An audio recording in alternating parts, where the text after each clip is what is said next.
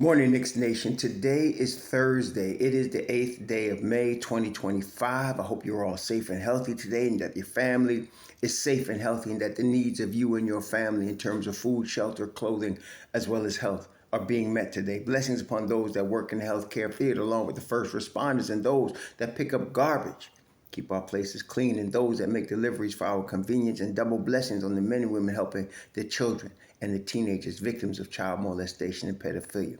Blessings upon those that help people that are victims of prostitution and child prostitution, pornography, child pornography, human trafficking, and sex slavery. Double curses on the perpetrators, perverts, and profiteers that make these industries exist. Finally, double blessings on the homeless. More than 700,000 men, women, children, families, senior citizens, and military veterans, homeless in the streets of the United States. Blessings upon them.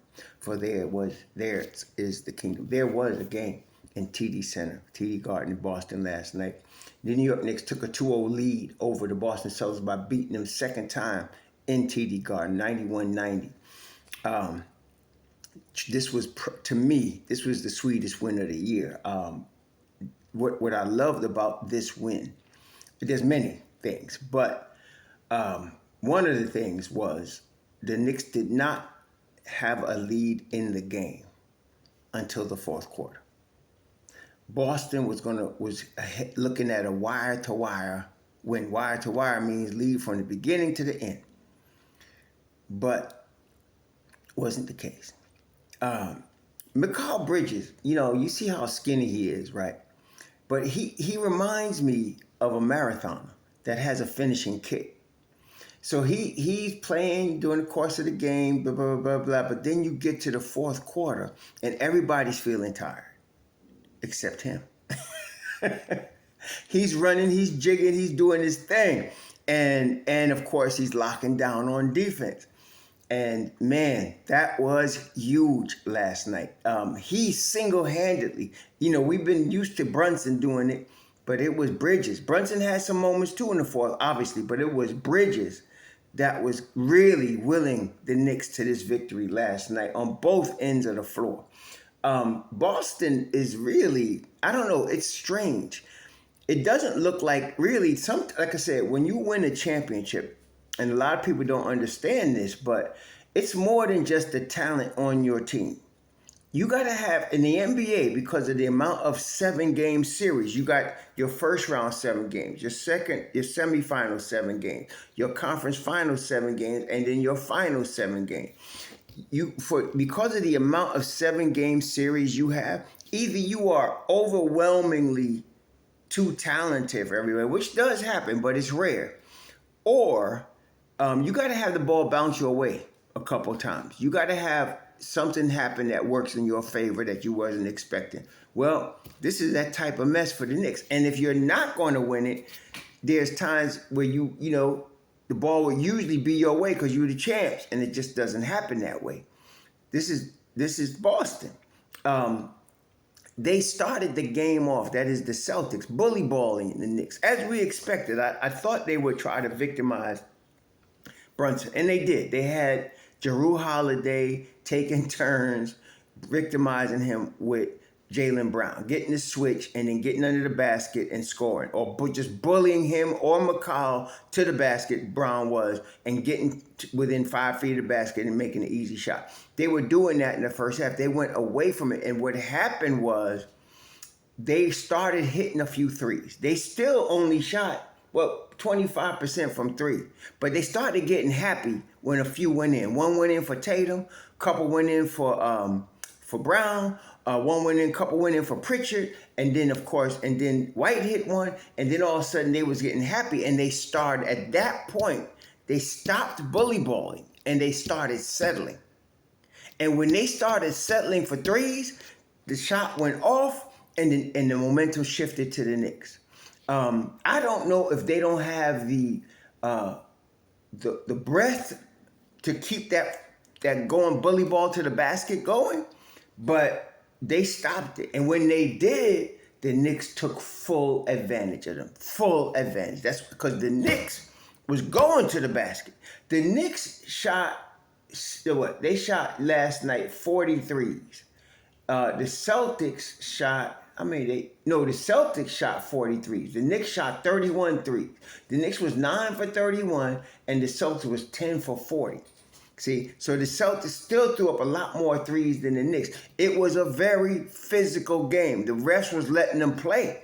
And I was a little concerned because Karl-Anthony Towns started getting too chippy, too argumentative with the refs.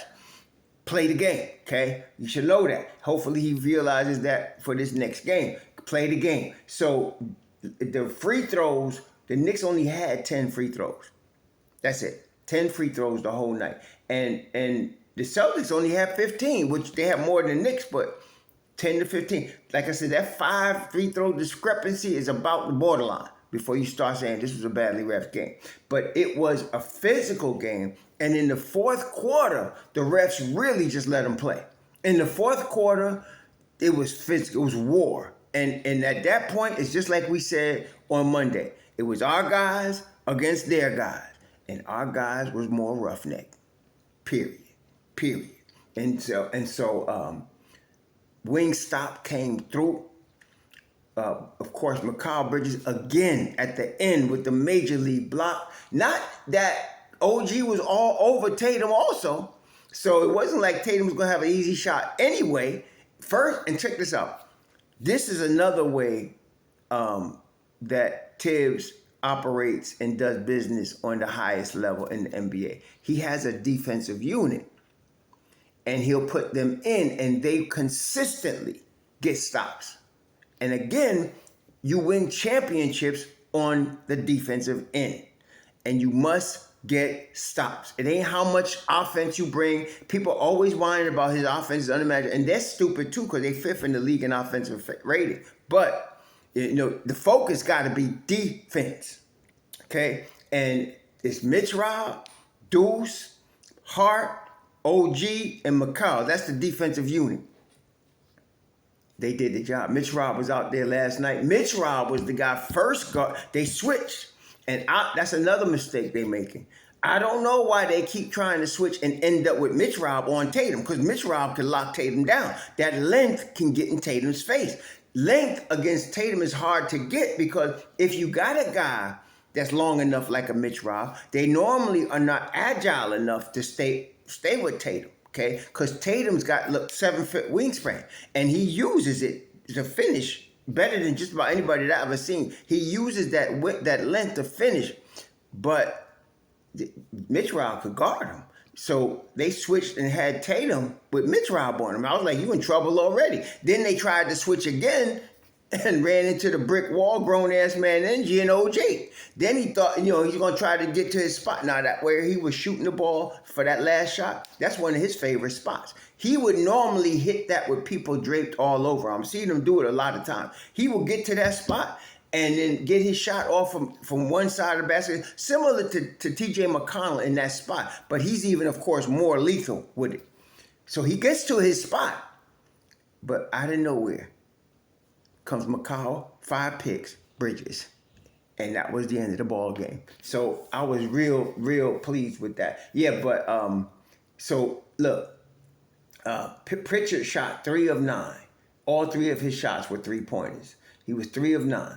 And Kristaps Porzingis was a non-factor. He came in, played 14 minutes, 3 of 5. He had 4 boards, -9. He had 8 points. He was a non-factor. What was driving me crazy also was that the Celtics kept getting switches with either Brunson or Hart on KP.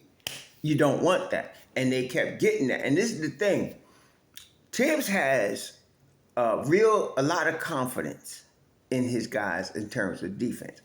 So if you switch anybody on OG or Mikal or Mitchell Robinson or Deuce even, there's a pretty good chance you're going to get a stop.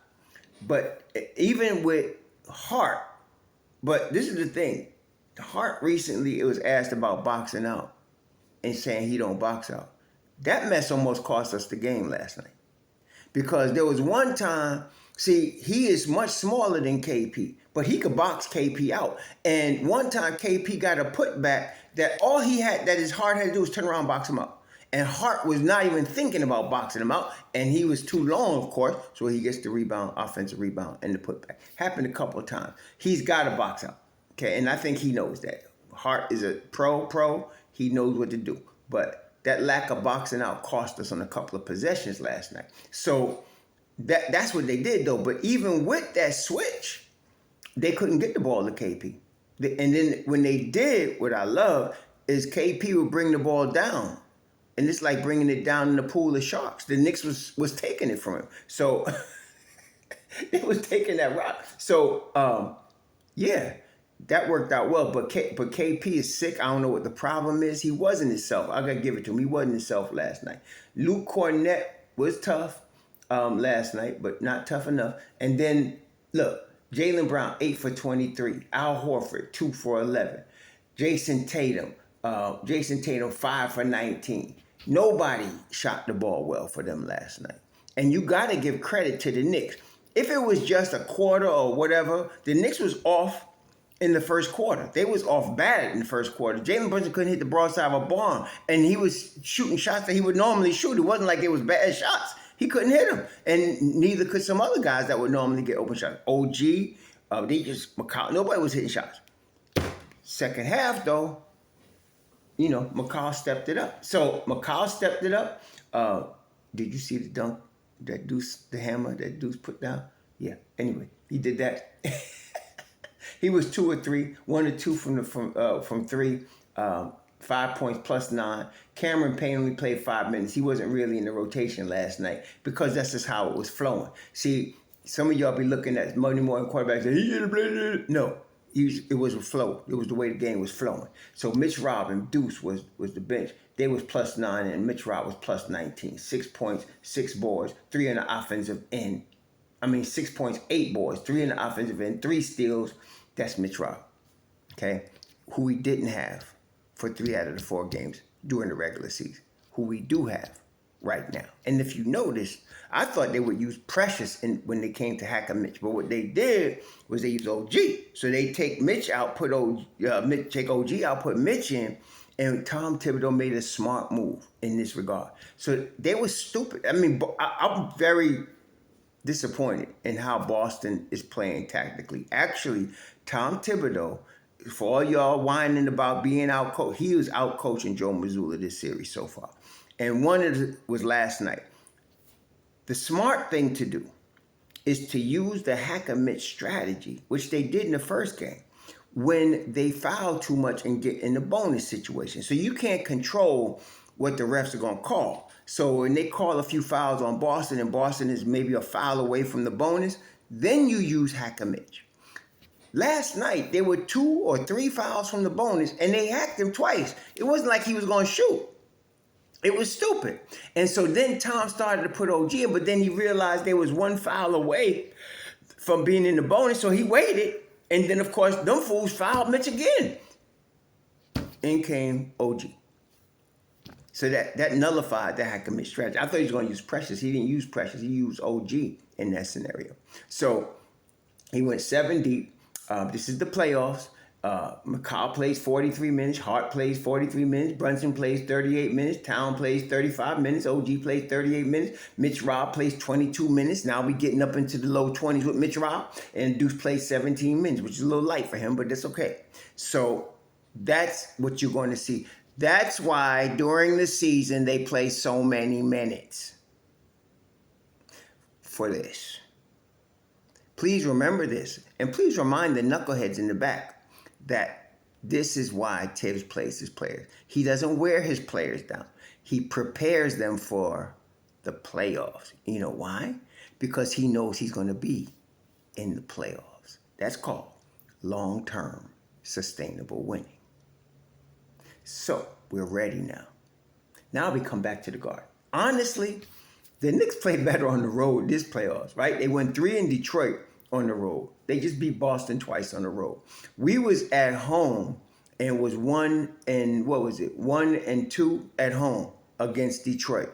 So they got, I don't know what it is. Well, I know like last night in the first half, the Knicks really looked bad. They really did. Daggone, man. They was turning the daggone ball over. Really stupid turnovers. I mean, all of them. Karl Anthony Towns, Josh Hart, Brunson. They were throwing some stupid passes. I mean, stuff that you like, why did you throw that? But they calmed down. And I think that's what it was. They was hyped and they calmed down and they got focused third quarter and started doing their thing. And that's when, man, at the end of the day, when you look at the turnovers, they still had too many. They had 15 turnovers. And Jalen Brunson himself will tell you that's too many. They forced 16 from Boston, that's just great defense, man. So they also had 11 steals last night. And only 19 assists. Now, this is the thing. In the playoffs, now, we love the Knicks to get 25 assists on a regular basis. But the game is half court. It's much more physical. And as you can see, you're just trying to get a basket. So as much as we want more assists, which means more ball movement, it's more of a tactical, physical game. Punch, smash mouth type of game. You don't get a lot of assists in those type of games. So they only had 19. But, we got that dub. So now, Saturday afternoon, 3:30. Why are they doing 3:30? I have to agree with Fat Charles Barkley on this one. What the hell, man? But anyway, they doing a 3:30 game Saturday at Madison Square Garden. The Knicks are ready. This is the thing. Boston still, Hauser is out. KP is not himself. They're not declaring him questionable, or he apparently they're making him stay, or at least on the injury report, healthy. But it's clear that he's not himself. It's clear he's not himself. I don't know what's wrong. It's mystery. Even Reggie Miller was wondering what's wrong with him, because something is wrong with him. It wasn't working out last night. So, and this is the thing. If they did not sign Kristaps Porzingis the year before this past, they wouldn't have won that championship last year. They wouldn't have.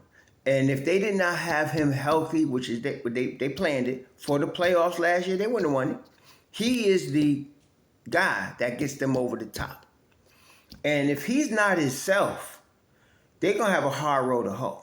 Okay? They are. They got a nice team. Their team is nice. The starting five is dynamite, even without, KP. But Pritchard and Cornette are really good. But it's Kristaps Porzingis that gets them over the top. He's the one that says, oh, this is a championship team. And without him, they're going to have a problem. They are. They're just going to have a problem. So I don't know what's wrong with him. He had flashes of old KP last night, a little bit, but I don't know. But he better show up on Saturday in Madison Square Garden, or they're going to have a problem. And this is the thing. The Knicks have twice taken their best punch. Okay? Twice. Down 20. Twice. And come back and beat them. Okay? And you could see the life go out of them. Last night at the end of the game, you could see it. They were scared. They was rushed. You could see it. They just didn't have it. They didn't know what was happening to them. It's like they was getting ambushed by the Knicks. And they was. Okay? Our guys against their guys. Our guys are better. So now, look, with Mitchell Robinson, as we've been saying, a healthy Knicks team with Mitchell Robinson can play with anybody. The only team that I have some fear about is OKC. You got to. There's another team that's deep, tough, at every position. Last night, they lost their first game at home against Denver, and they really decided last night they was going to show Denver. When I turned it off, Denver was down 32 or something like that, ended up losing by 43. Yeah. And they're starting Isaiah Hartenstein with Holmgren, which also surprised me. But that's the only team that I got some healthy respect and fear for. There ain't nobody else, though. Boston, Cleveland. I've been telling y'all that there's nobody else we need to really fear. We got to play now. Everybody's good. Don't take nobody for granted. But don't come in here talking about they're going to walk all over you. Like they was talking about just about, less than a week ago, Boston going to win in 5 or 6. That's what people were saying. There's no way Knicks can beat them. Well, let's check this out. Your boys are down 2-0 going back to Madison Square Garden. Okay? So I guess the Knicks have the ability to beat them and anybody else in the Eastern Conference. So now we got to go back to MSG, take care of this business. It's not going to be easy. I think we've been having trouble, like I said, at the Garden. So we're going to need Jason to be on his game. We're going to need all our boys to be on their game. Mitch Robb is healthy. He's playing 22 minutes. He's plus 19. Legit plus 19. Just like Monday, legit plus 13. This idiot Steve Popper, and I mean idiot, talking about we don't need to, he's plus 13 and I can't believe it. I don't know why that stat's no good. No, that stat is very important. There are very small amount of times, like maybe 10% of the time, maybe 15, that stat is not telling. 85% of the time, that stat is telling you something. What it's telling you is when Mitch Robb is on the floor, the Knicks were 19 points better than Boston. And that's the truth. Okay? We got Mitch Robb back. We got a healthy squad. We ready for Fred. Let's get this next one in New York. One game at a time, one possession at a time. So